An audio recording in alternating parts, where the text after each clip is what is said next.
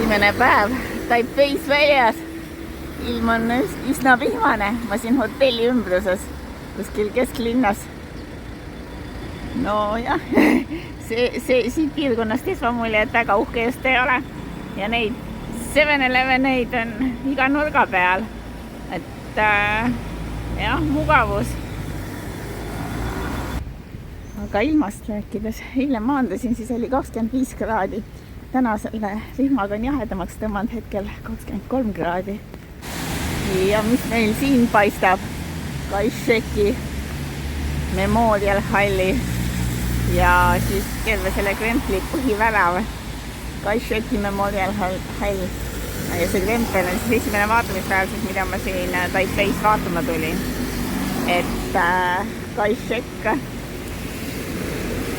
on Taiwani ajaloos üsna ja Hiina ajaloos üsna siuke vastuoluline tegelane. Ja Hiina siis vabariigi, Hiina vabariik ja Hiina rahvavabariik on kaks eri asja, aga Hiina vabariik, Republic of China on siis ametlik nimi Taiwanil.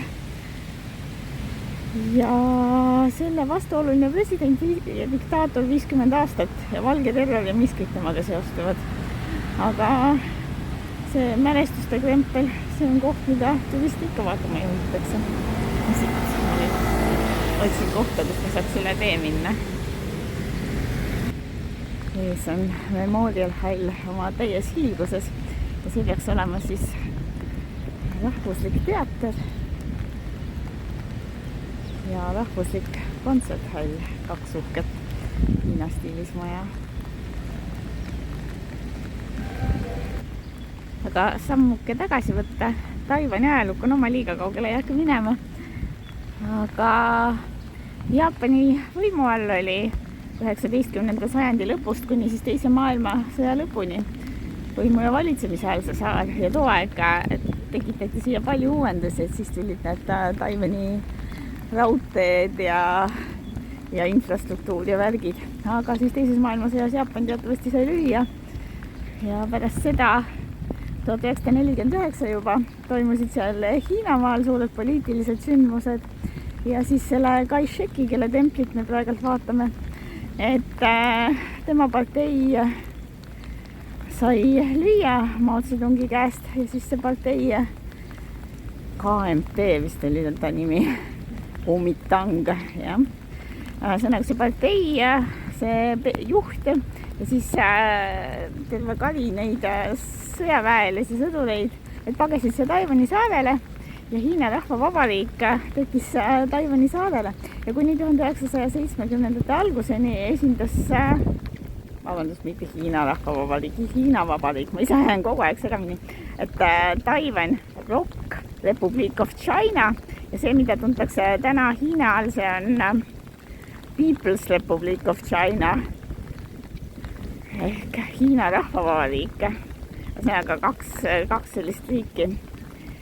Ja siis see Republic of China tuli siis sellest ajast 1949 asub Taiwanil 70-ndateni ÜRO-s tunnustati seda kui Hiinat, aga pärast siis Hiina rahvavabariik ütles, et kui te Taiwanit tunnustate nagu iseseisva riigina, siis meie teiega businessit ei tee.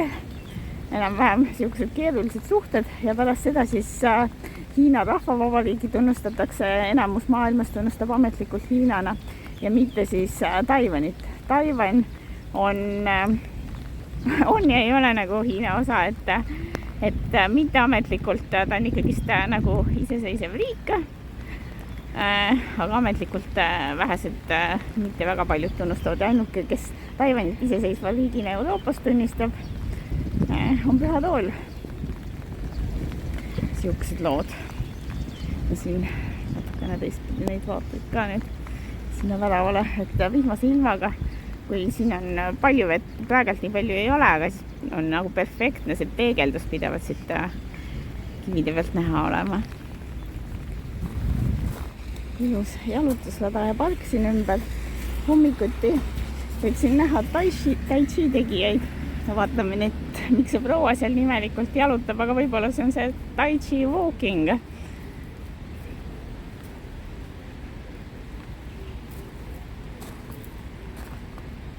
ja niisama jalutajaid, rattureid, turiste. No siin täitsa selgelt keegi vanemad prouad saavad jutusi. Muusikasaatel suisa. Ronisin siia memoriaali teppidest üles ja kui suur uks. Siin on sees mõnda tasuta muuseum ka, aga see ei lähe siit peauksest, see läheb kuskilt kõrvalt uksest. Teisi väravaid ka. Mida ma imestan, et siin pidi see vahtkonna vahetus olema iga täistund alates kella 9 hommikul. Et huvitav, kus see toimub. Et vist seal platsi peal, aga muidugi, et kui ilm ei ole ilus, siis seda ei pruugi tingimata toimuda. Suured uksed lähevad lahti. Midagi siin igatahes hakkab nüüd toimuma.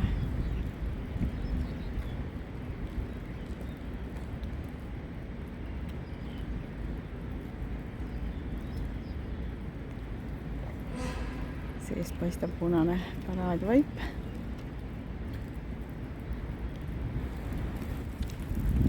Miks et inimesi lubatakse sisse? Ohoo. Chiang Kai-sheki kuju. Et suur diktaator isiklikult. Isikukultuse välk olevat olnud tema eluajal siis 50 aastat, ligemale 50 aastat, 1928 kuni oma surmani 1975 oli siis Hiina Vabariigi eesotsasse mees, suur isikukultus, diktaator, sisuliselt ühe partei süsteem. Aga kell on veits 9 läbi, mingit vahtkonda ma siin vahetamas ei näe.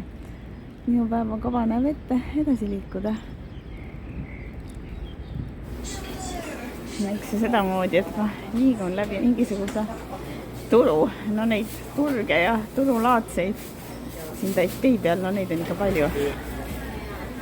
Et tööturud ja päevaturud ja no praegult on päris päev, ma arvan, et see on mingi päevaturg, ei oskagi öelda, mis täpselt. Aga elu ja melu. Siht on muidugi silme ees, see kõrge maja seal Taipei 101.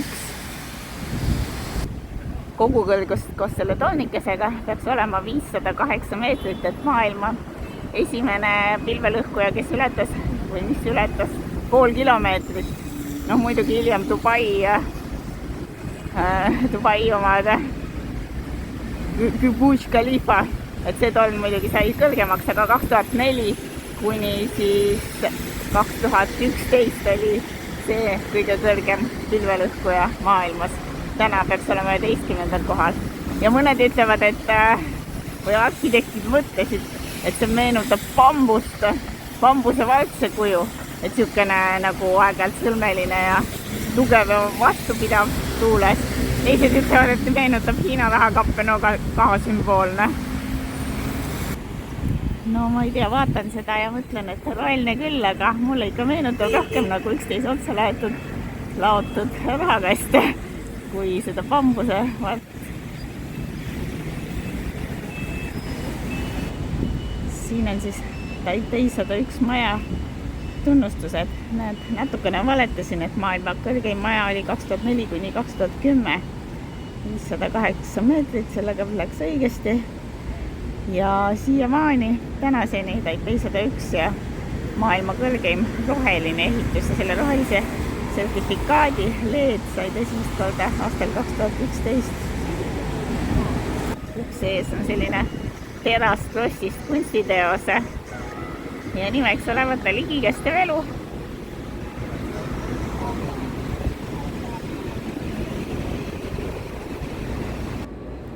Esimesed 5 korrust on suur shopping mall, ostukeskus. Avatakse paljud asjad alles kell 11, kell on 11.04, nii et suhteliselt vähe rahvast veel. No ja siis seal keskosas, torni keskosas kuni 75. koduseni, seal lähevad praegult välja renditud office'id, väidetavalt nagu kontoriteks. on välja renditud umbes 70% ja siis on mingisugused välja rentimata kontoriruumid ja veel mingid tehnilised ruumid ja asjad, siis 88, 89 kodus on observatooriumid külalistele avatud ja alates 2019 ka 101. kodus on külalistele avatud. Ja siit kusagilt peaks olema see observatooriumi ticket office, katsu sa leida. Juhatati nüüd kiirlifti juurde, high speed elevator. Et sõitvad see 16 meetrit sekundis ja natuke peale kiirusega ülesse. Kõigepealt ma lähen siis 89. koduse vaateplatvormile.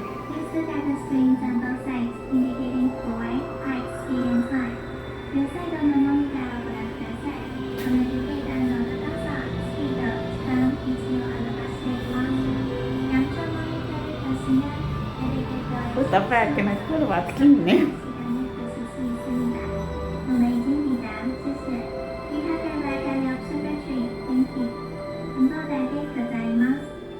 Juba kohal on. 89 on selline sisekorrus. Kuna ilm oli nagu ta oli, siis vaated on muidugi välja kujuteldavad. Aga kui sa oled siin loetud päevad, siis tiis vadi tiis, nagu seal all piletimüügi putkas mulle öeldi. Saab siin siseruume nautida. Dune Mass Stamper. See peaks nüüd olema midagi, mis seda suurt ehitust siin maaväline kindlaks teeb ja tasakaalukaks, et resilient, et nii-öelda säilenõtke. Ühelt poolt painduv siin.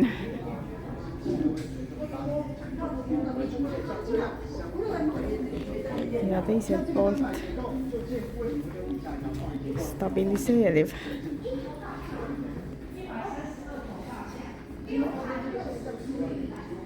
Vau, missugune sfäär.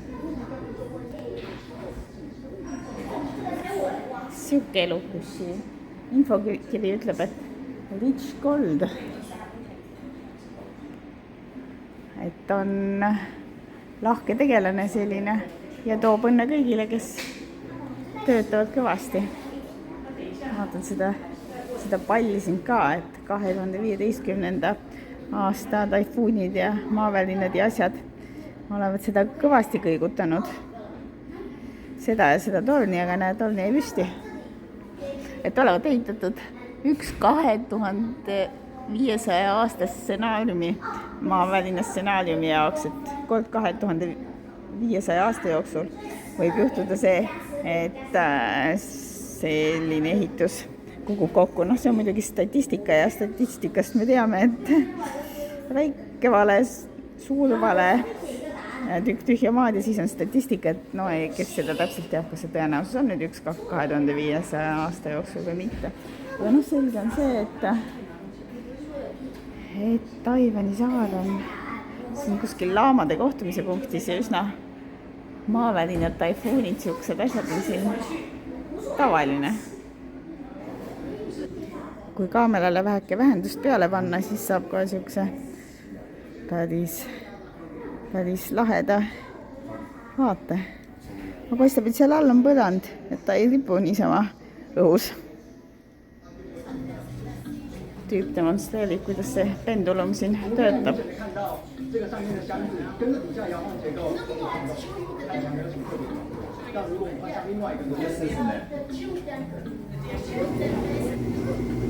Korraks tõmbavad pilved vähekene selgemaks, siis on natukene aimu all olevast linnast. Jälle sõidavad ette. Need vässud, tülpinud moega tehnikud sümboliseerivad siin kõva tööd. Et Taiwan on üks selline riik, selline paik, kus inimesed töötavad ja ületöötavad, eriti mis puudutab kiibitööstust ja seni kontaktoreid ja neid pooljuhte ja neid asju, mille poolest Taiwan siis on tuntud. Et kuidas Hiina saaks USA-le haiget teha, on see, et ründab Taiwanit ja ajab kiibitööstuse metsa ja siis kogu see AI värk läheks 5-10 aastat, tuleks ajast tagasi kerida efektiivselt. Aga miks Hiina seda väga ei tee, on see, et eks Hiina vajab ka neid Taiwani kiipe. No väissud jänkud. Et kõva õppimine, kõva töötamine. Inimesed näietavad, et pilte tuleb võtta just täpselt piltide vahelt või nende pilvede vahelt. Kõige tihedamini asustatumaid Taiwani piirkondadest, et Taiwan üldse keskeltläbi mingi 600 inimest ruutkilomeetril.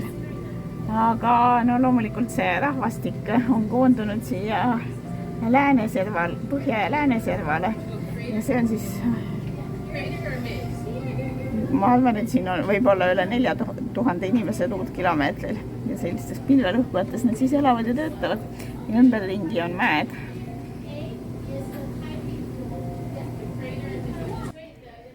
Ja siin on siis nende väsinud jänkude mõtted. Mu hing on ikka veel puhkusel. Rohkem lubadusi kui toitu. Segadus minu laual on dekonstrueeritud ilu. Lõputu töö, sama tasu. Et ega neile liiga hästi ei maksta siin Taiwanis, kes neid kiipe toodavad neile inimestele, kes päris tööd teevad. Et kasulik on olla kas päris väärtusahela alguses või siis väärtusahela lõpus ja USA on siis mõlemas otsas ja Taiwan on keskel. Enam-vähem niimoodi ja siis, kes need siin keskel on ja päris tööd teevad, et nende tasu on suhteliselt madal. Ja siin siis väljapanekul nad näiks sedamoodi, et kuldavad oma rasket saatust. Minek 101. korrusele. 101. korrus oli varem salastatud korrus. Et vähemalt 3 liftiga. See on 3. lift, millega ma juba sõidan. Avatud siis avalikkusele aastast 2019. See 101. korrus. Ja tundub siukene väga privaatne, et maksimaalselt lastakse korraga 36 inimest. No minuga praegu tuli liftis ülesse ainult üks meesterahvas ja täistundidel siis kord täistund lastakse sisse.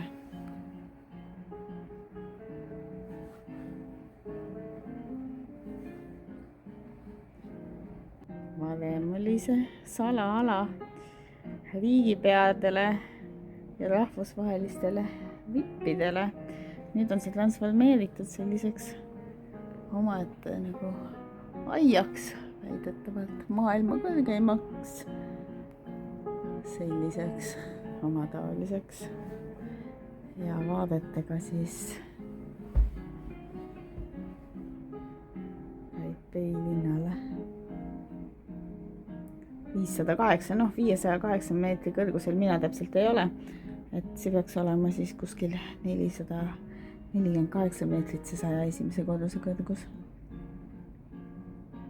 Siin on natuke kirjas, et mida siit Lääneservast, Taipei Lääneservast pilvede varjust näha võib.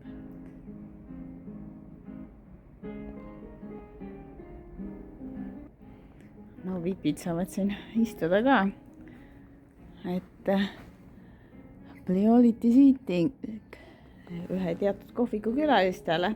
Aeg-ajalt siin toimuvad üritused, alati ei lasta siia rahvast tänavalt sisse. Ja tulin korra 88. korrusele ka, et siin saab seda pendulumi siis natukene madalamalt vaadata. Et ja mulle tundub, et see on kogu selle ehituse kõige suurem atraktsioon. Et kõigis pilvelõhkujates midagi sarnast peab kusagil olema, aga selle teeb eriliseks see, et ta on vaatamiseks avatud.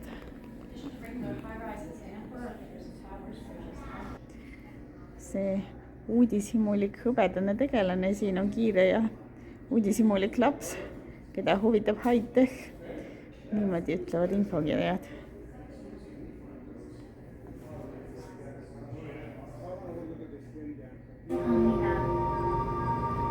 Alla läheb liht aeglasemalt kui üles tuli.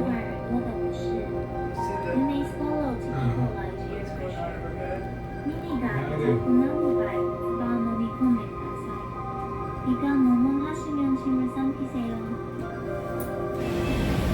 Tagasi väljasse sain teada, et see kunstiteos siin on tehtud lifti toetavatest trossidest. Päriselt on need trossid kasutuses olnud.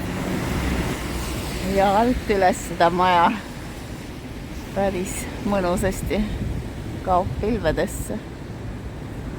Aga siin samas kõrval on midagi lõbusamat. Suukene kuubuss. Mõmmi on roolis ja Elevandimäe vaatekoht, vähemasti üks vaatekoht. Repid lähevad siit veel edasi. Vahepeal suurte kivide vahel. Ja siis järgmine vaatekoht. Üks suurem terrassi olemine. Väikene ringvaade. Isegi tänase uduse ilmaga. Google Maps ütleb, et see on Xiangshan Peak. Peaks olema siis Elevandimägi mandariini keeles.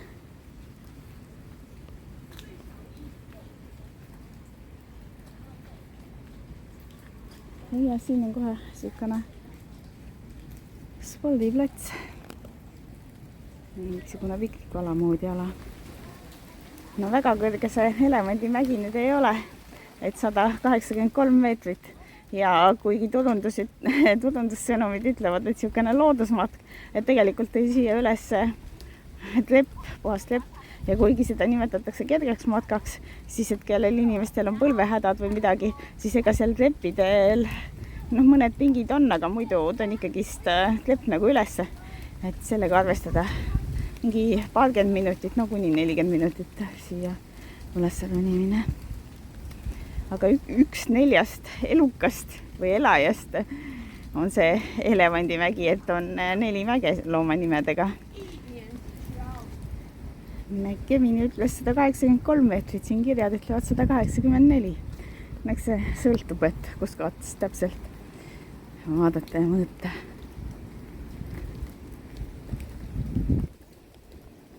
Armastan Taipeid ja armastan Elevandimäge.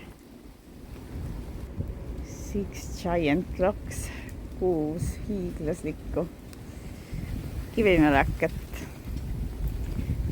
Kiri ütleb, et inimesed võivad ronida siia peale, et saada head vaadet Taipeile.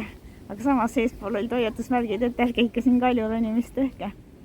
Eriti täna, eks kivid on livedad. Tõestus ka, et ma mingit udujuttu ei aja.